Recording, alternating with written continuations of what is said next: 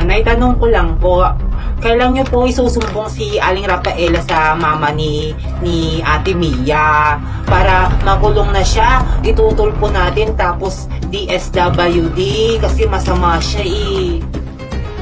Oo anak, gusto ko na sanang isumbong sa DSW o kaya sa barangay o kaya sa mama na ni Ate Mia mo, kaso wala tayong load anak, tsaka gabi na.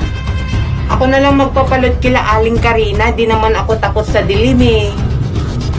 Ang bait-bait naman ng anak kong si Hardy. Huwag na anak, ako na lang magpapaload. Dito ka na lang sa bahay ha. O matulog ka na. Gusto kong sumama.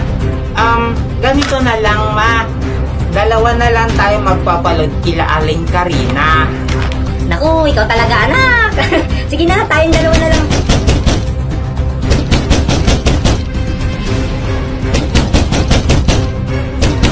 Ma, sino yun?